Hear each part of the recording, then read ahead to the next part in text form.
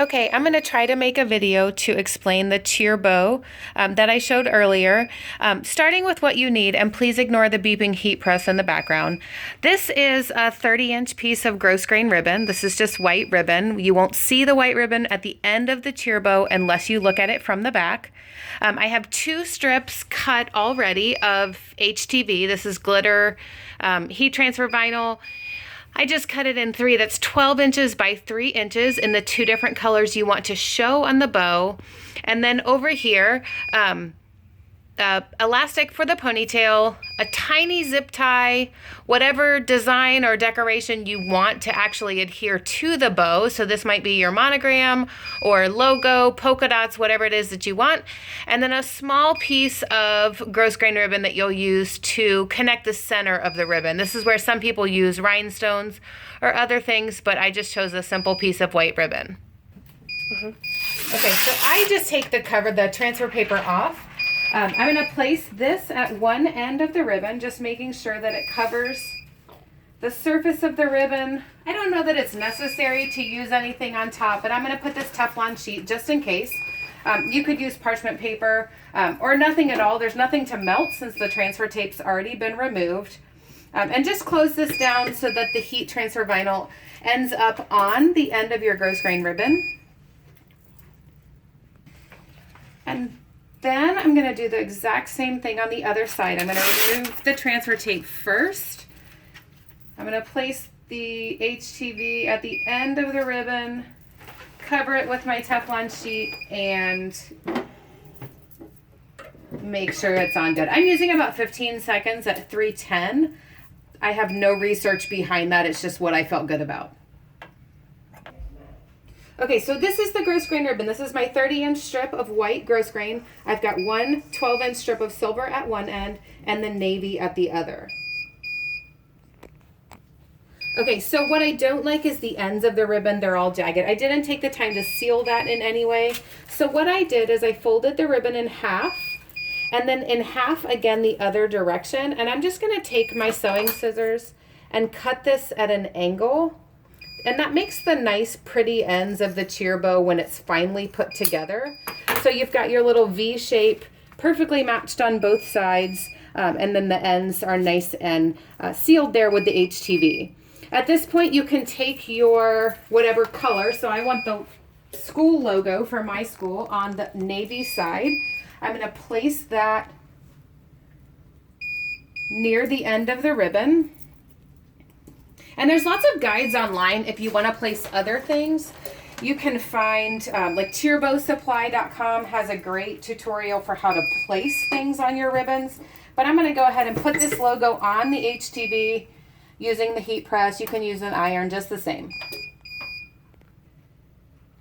Okay, so we've got the logo there. It's all intact and it's on the ribbon.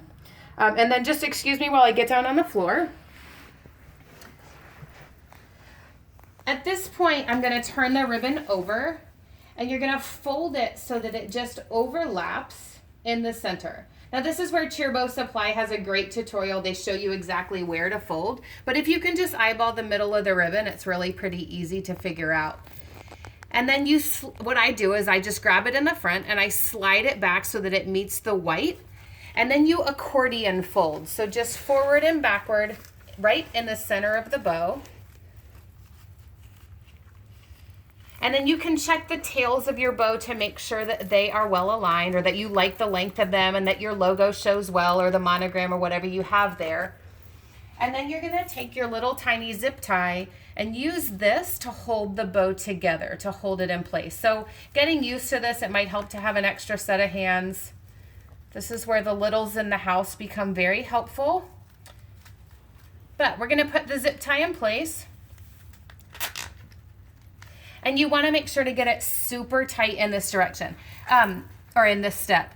One quick thing that I read online is don't put the hair tie in place with the zip tie. A lot of people want to put the elastic there.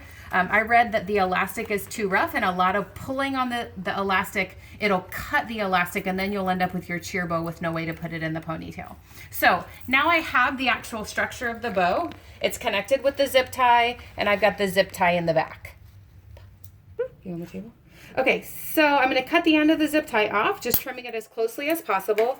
And now I take this little tiny piece of ribbon. This is to cover the zip tie in the front. Obviously, the bow is a little bit ugly with the zip tie showing. So I tie a small knot in this tiny little piece of ribbon. I guess this is maybe, I don't know, 5 inches long or so. I cut a full squad's worth out of one spool of ribbon, so they're not very long. That was 25 pieces I cut out of one, and I even had some extras. So I've got the little knot here, and I just place that over the zip tie, and then I bring everything to the back, and the rest of the work that I do, the bow faces down. So it's hard to see now because it's white on white. However, this is where you want to put your elastic in place. So I'm going to slide it. I do it over the bottom piece of that ribbon. You can do it however you'd like. And then just a little hot glue in place here, and just creatively or as neatly as possible. I use one piece of the knot to help me hold the other so that I'm not burning my fingers off. But I try to get it nice and tight, pulling on it an awful lot, giving the glue just a tiny chance to set, and then doing the same thing with that top piece.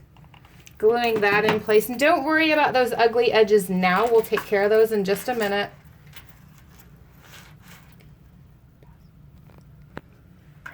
Okay, so this is nice and sealed. I've got both pieces of that ribbon. It's holding that knot just in the middle, but obviously we don't want that ugly bit hanging down there. So I'm going to take my scissors and trim that as close as possible to the elastic, being cautious not to cut the tails of the bow or these loop pieces.